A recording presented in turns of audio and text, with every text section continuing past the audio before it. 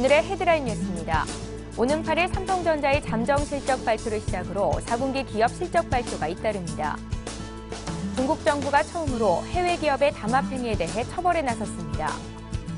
박근혜 대통령 당선인이 대통령 취임준비위원장과 인수위 9개 분과 간사, 인수위원 등 2차 인선안을 발표했습니다.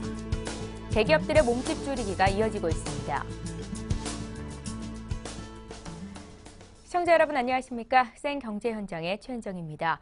미국의 재정절벽 협상이 타결된 이후 국내 증시가 급등세를 보였었는데요. 최근 이틀간은 숨 고르기에 나선 모습입니다. 오늘도 약세로 거래를 마쳤죠. 자세한 마감 시황 구경우 기자 연결해 듣겠습니다. 구 기자 안녕하세요. 안녕하십니까? 네, 오늘 마감 시황부터 자세히 전해주십시오. 4일 코스피 지수는 전날보다 7.47포인트 내린 2011.94로 거래를 마쳤습니다. 전날 미국 증시는 연방준비제도이사회가 양적 완화 조치를 조기에 종료할 수 있다는 소식에 하락 마감한 가운데 국내 증시도 장 초반 기관과 외국인이 매도세를 보이며 하락 출발했습니다. 한때 2010선을 내주기도 했지만 개인의 매수세가 이어지는 가운데 외국인도 순매수로 돌아서 낙폭을 줄이며 장을 마쳤습니다. 이날 투신이 1,302억 원어치를 내답한 것을 포함해 기관은 1,372억 원어치를 순매도하며 지수를 끌어내렸습니다. 개인과 외국인이 각각 946억 원, 486억 원어치를 사들였지만 지수 하락을 막기에는 역부족이었습니다. 업종별로는 철강금속, 운송장비, 증권, 전기전자가 1% 이상 내렸고 의약품, 통신업, 음식료품, 의료정밀은 2% 이상 올랐습니다. 시가총액 상위 종목 중에서는 삼성전자가 1% 이상 내리며 이틀 연속 하락세를 보였고 LG화학과 현대중공업, SK하이닉스도 약세를 보였습니다. 현대모비스와 기아차도 하락하며 5거래일째 약세를 이어갔습니다. 반면 삼성생명과 LG전자는 강세를 보였습니다. 예, 외국인들의 상장증권 보유 금액이 500조 원을 돌파했다는 소식입니다. 올해에도 외국인들의 바이코리아는 지속될 수 있겠습니까? 네, 외국인의 상장증권 책 보유 금액이 사상 처음 500조 원을 돌파했습니다. 이날 금융감독원에 따르면 지난해 12월 말 현재 외국인이 보유한 국내 주식과 채권 규모는 502조 5,890억 원입니다. 2011년 말 434조 4,820억 원보다 68조 원가량 늘며 사상 처음 500조 원을 넘어선 수치입니다. 외국인이 보유한 국내 주식과 채권 규모가 500조 원을 넘어선 것은 지난 2010년 9월 400조 원을 돌파한 뒤 27개월 만입니다. 외국인의 계속된 바이코리아는 국내 증시와 채권 시장의 투자 매력이 다른 나라에 비해 높기 때문으로 풀이됩니다. 외국인은 지난해 국내 증시에서 17조 6,300억 원가량을 사들이며 2011년 매도세에서 방향을 틀었습니다. 채권 시장에서도 7조 3,960억 원을 담는 등 매수 규모가 2011년 수준을 웃돌았습니다. 전문가들은 주요 선진국들의 통화 완화 정책으로 글로벌 유동성이 풍부하고 국내 증시 투자 매력이 미국과 유럽 등 다른 나라에 비해 높기 때문에 앞으로도 외국인의 바이코리아는 계속될 것이라는 진단을 내놓고 있습니다. 예, 통신주들이 8분기 만에 이익이 증가될 것이라는 소식, 오늘 통신주 강세의 요인이 됐었는데요. 자세히 전해주십시오. 지난해 4분기 실적 시즌 개막을 앞두고 통신 3사가 일제히 기관의 러브콜을 받으며 강세를 보였습니다. 일회성 손익을 제거할 경우 지난해 4분기 통신산업의 영업이익은 전년보다 41% 증가할 것으로 보여 8분기 만에 이익 증가세로 돌아설 것으로 전망됐기 때문입니다. SK텔레콤은 유가증권 시장에서 2.33포인트 오른 15만 3,500원에 거래를 마쳤습니다. KT도 1.96%, LG U+도 1.99% 오르며 강세 행렬에 동참했습니다. 이동통신 3사는 오는 7일부터 단말기 보조금 차별 지급 등을 이유로 순차적 영업정지에 들어가게 됩니다. 그런데도 동반 강세를 보인 것은 영업정지로 통신사의 마케팅 비용이 줄어들어 수익성에는 오히려 긍정적이기 때문입니다. 이에 대해 4분기에 2년여 만에 이익이 증가할 것이라는 소식도 호재로 작용했다고 전문가들은 판단했습니다. 예, 오늘 증시 관련된 소식은 구경우 기자와 함께 들어봤습니다. 잘 들었습니다. 감사합니다.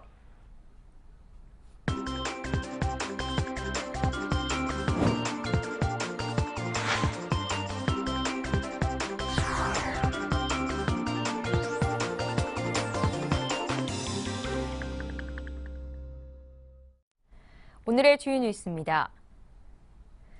오는 8일 삼성전자의 잠정 실적 발표를 시작으로 4분기 기업 실적 발표가 잇따릅니다.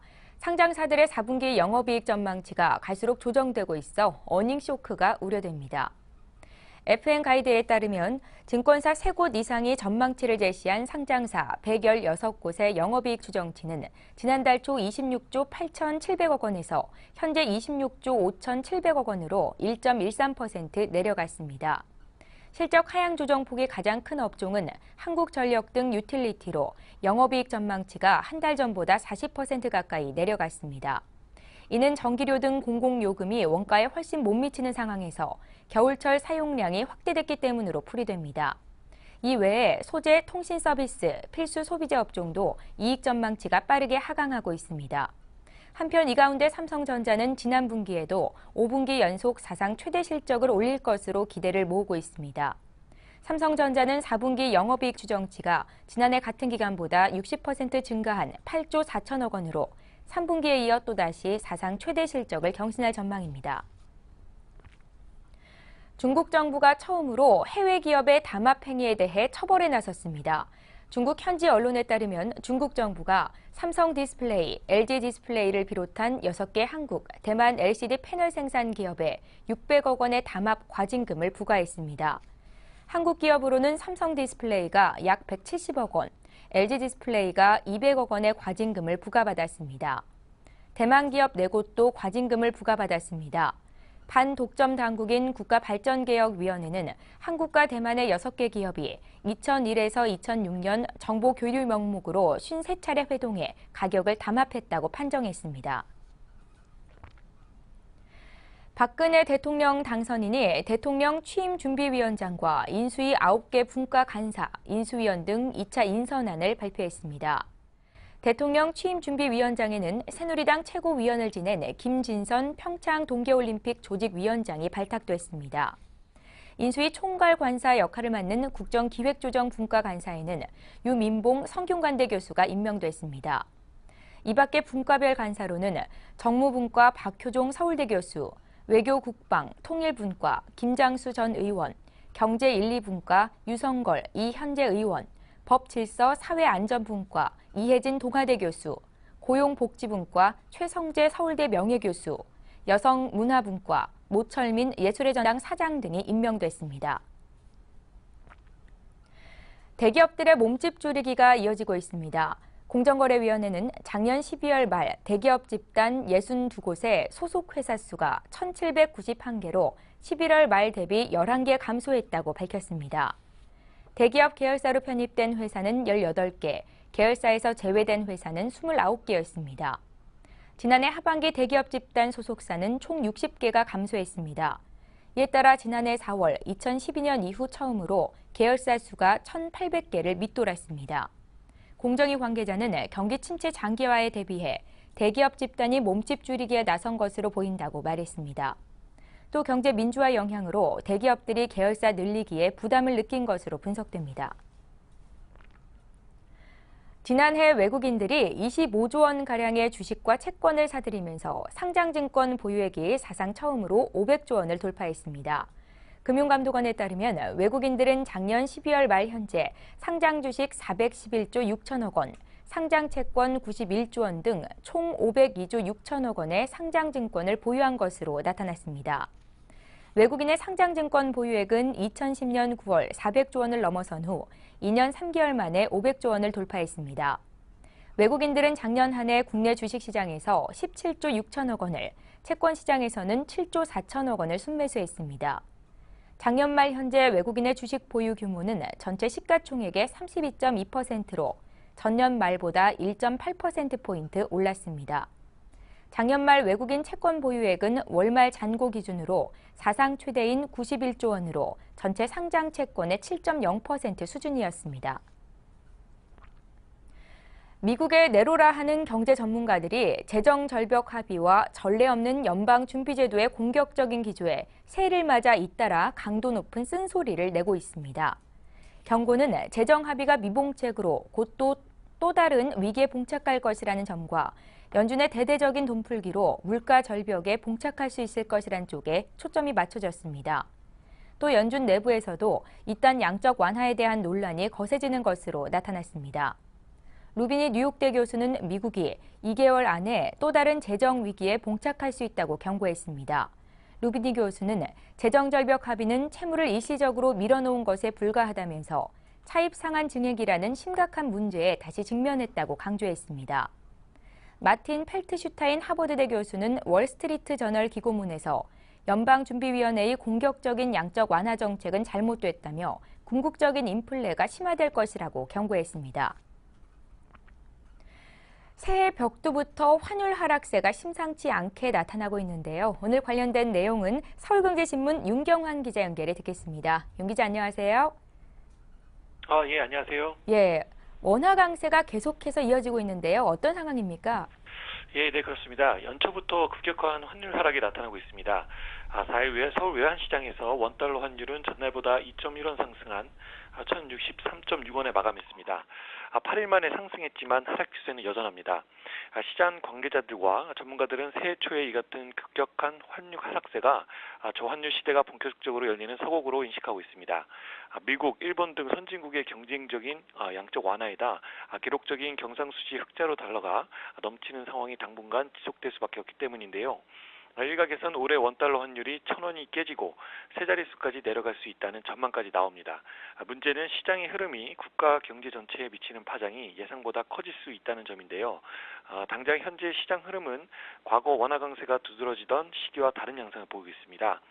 정영식 삼성경제연구소 수석연구원은 지난 2005년 2007년 원화 초강세 시기와 달리 현재는 세계 경제가 저성장하는 상황에서 원화가 두드러지게 강세를 보이는 이중구에 노출된 상황이라며 원화 강세 기간엔 항상 세계 경제가 좋아서 버텼지만 세계 경제와 저환율에 동시에 대비하기는 훨씬 어렵다고 설명했습니다.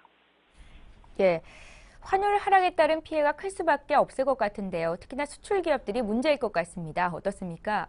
네, 맞습니다. 보이지 않는 환율 전쟁이 국내 경제와 산업계에 미치는 영향은 예상보다 심각합니다. 대한상공회의소 조사에 따르면 국내 대기업의 환율 손익분기점은 1,076원 10전, 중소기업은 1,090원 40전입니다.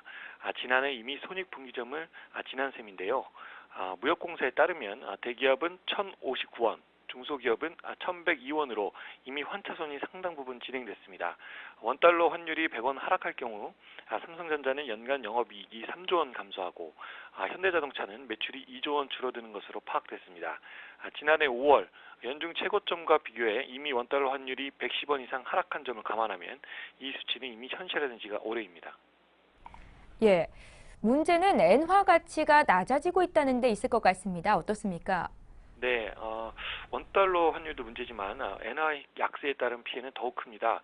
지난해 원엔 환율이 33년 만에 가장 큰 폭으로 하락하면서 수출 간판 업종인 전기전자와 자동차는 직격탄을 맞았습니다. 올해도 엔화 약세가 지속될 경우 자동차, 철강, 항공업종은 적지 않은 피해가 예상됩니다. 한 외환시장 전문가는 달러당 90엔 수준이 되면 국내 자동차 업체는 가격 경쟁력에서 큰 타격을 입을 것이라며 글로벌 금융위기 이후 낮아졌던 일본과의 수출 경합도가 다시 높아지고 있어 엔 약세에 따른 부정적 효과가 커지는 상황이라고 설명했습니다. 하지만 이 같은 상황에도 불구하고 국내 기업, 특히 중소기업의 경우 환 리스크에 여전히 취약합니다. 중소기업 중앙에 따르면 중소기업 65.1%는 환 리스크를 관리하지 못하고 있는 상태로 나타나는데요. 환율만 바라보고 천수답식으로 운영되던 기업들은 한계 상황에 복잡할 수밖에 없는 셈인데 정부 당국의 한발빠른 대응이 요구되는 시점입니다. 예, 앞서 성함을 잘못 말씀드렸었죠. 금융부의 박혜욱 기자와 함께했습니다. 말씀 잘 들었습니다. 예, 감사합니다.